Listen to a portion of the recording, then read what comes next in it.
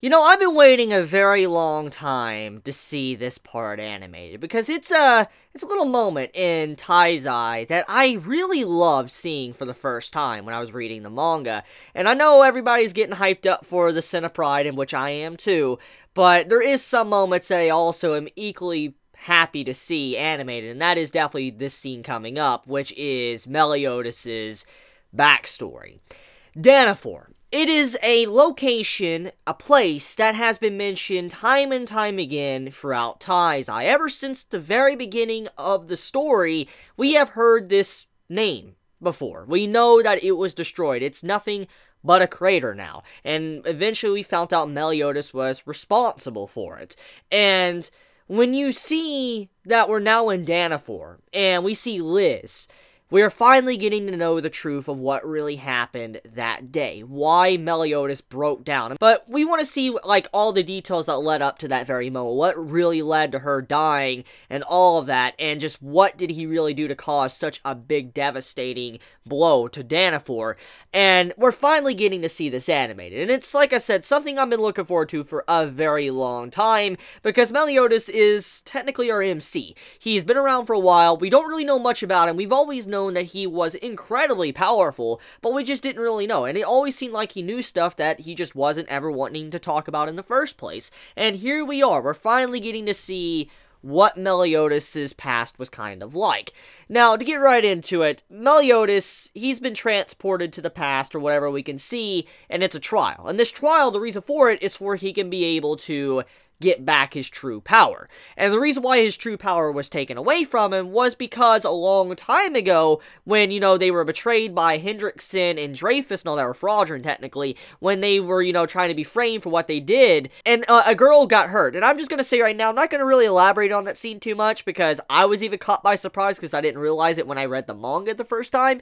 But that foreshadowing, like, oh my god, that foreshadowing in that scene. Meliodas broke down, he was about to go into a fit of rage when, you know, they were getting framed for what happened to Zarathustra, and so Merlin thought it was a good time to take Meliodas' power and lock it away, because he can be very uncontrollable when he lets his emotions mix in and he just can't control them. So that's kind of the big point there, what really happened to his power in the first place. And now, this didn't just come out of nowhere. Meliodas having his power taken away, it did not just come out of nowhere. It's been hinted at many times throughout the series in Season 1 and even at the beginning of Season 2. Every time Merlin and Meliodas were having a combo, it kind of implied that, you know, Meliodas was going to try to get his power back. I mean, this has been happening here and there, so it's not something that kind of came out of nowhere. So anyone that thinks it did, it really didn't. It has been implied for a while now. We have a scene to where Mon, one of the Ten Commandments, this man shoots hellfire. Like, he shoots this big fiery ball towards the 7 deadly sins. And honestly,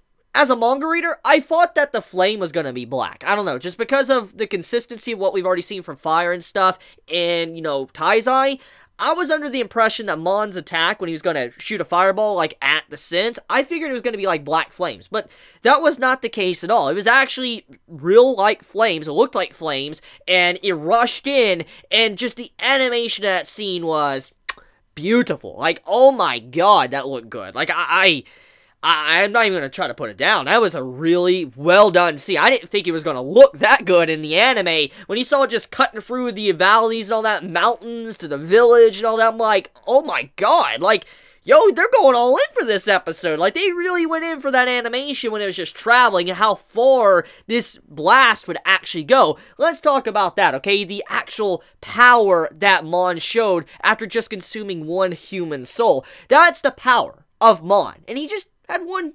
soul, and he was already able to do something like that. He just shot this blast that went that far over and traveled that big distance, and, you know, it would have done some damage if it would have hit, from what we were already seeing, because what it was doing, the destructive capabilities of it while it was traveling.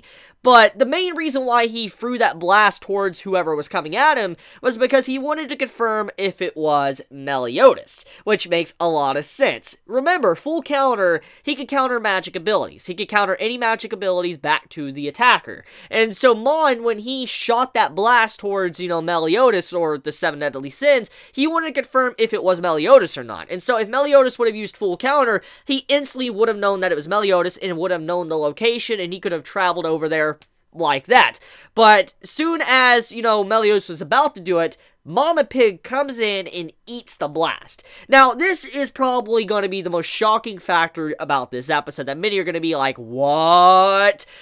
Yeah, Mama Pig, she ate a Ten Commandments blast, and that is an incredible feat. I remember when I saw this for the first time in the manga, I remember it was like, okay, these pigs, there's something wrong with them. Like, they're not normal. Like, they should...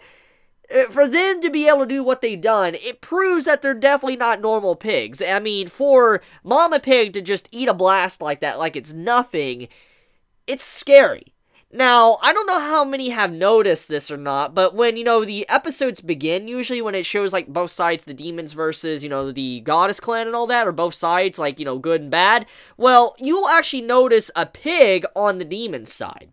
So, I just want to point out that it's always been implied that maybe the pigs are potential demons, like, demon underlings or whatever. So, Mama Pig being able to eat something like that, it could explain why, but even then, though, it's just ridiculous that she was able to do something like that, and that was a blast from a Ten Commandments. So Mama Pig, you don't joke around with her. She's incredibly powerful, and if we go by what we just saw, then that would mean that maybe Hawk has the potential to do stuff like that. So Diane, we get some clarification exactly what point does she really remember. She remembers all the way up to the point to when Matrona died. So that's as far as her memories take her. So as soon as Matrona died in front of her, that's as far as she remembers. And so she was running back to her homeland to basically tell everybody that, Matrona died for her sake. She laid down her life for her sake, and she's going there to let them all know. Little does she know, many years have passed, and, obviously she doesn't know this. And so when she gets there, they'll be like, what took you so long to relay this information? Obviously, we all know this.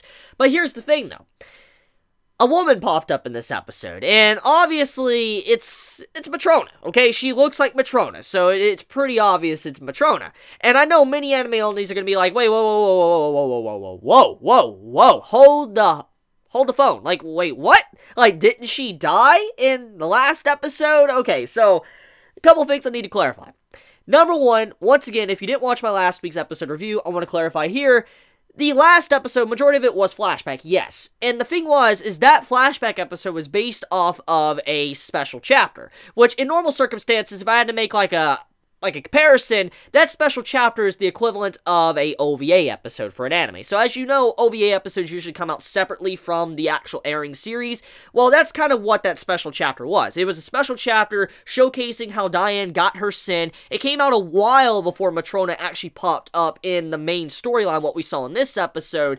And so I could see why many would be a little bit upset with the fact that we had a death, looked like Matrona died in last episode, and then she popped up in this episode right after that. Many would be like, what the hell? And I do believe the way that was done, it does kind of not look good at all. I admit that. I'm not even going to try to defend it. I'm just saying, though, that last episode was a side chapter, and there was a big time gap between that side chapter and when we finally got to see Matrona in the actual story.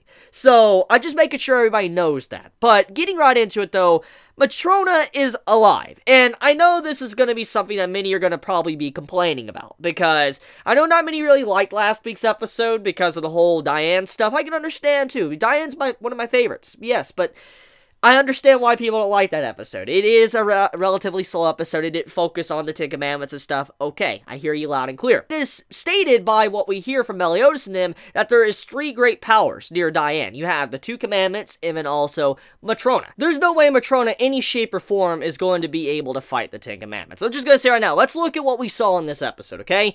Matrona caught Galan and Mon by surprise. Let's just not even negate that fact, okay? She caught them by surprise. They didn't even know she was coming. She had these, earth pillars come out of the earth and then just catch them by surprise, okay? And so, it wasn't in that moment that Matrona overpowered them or was strong as them. She just caught them by surprise. Anyone can be caught by surprise. It's just how it is. And so, when she came in, did what she did, obviously they were just shocked. Even Galan, he was like, yo, it's been a long time since someone ambushed me, and he was very happy. He saw the man chuckling and laughing and all that, which shows he wasn't hurt. He was just very surprised that someone ambushed him. Mon as well wasn't really hurt either. He was just, encased in earth, and then he eventually just came out of it, and he just looked a little bit angry. So, when you look at this, Matrona, she didn't do any damage to them, and she's definitely not on the same level as them. She definitely can't take 2 commandments, but she was able to stall them somewhat to get Diane out. That was the whole objective when you look at that scene, that Matrona wanted to get Diane out of there, because Diane was in a very bad spot. If things would have continued, she would have definitely ended up dead, and so Matrona coming in like that,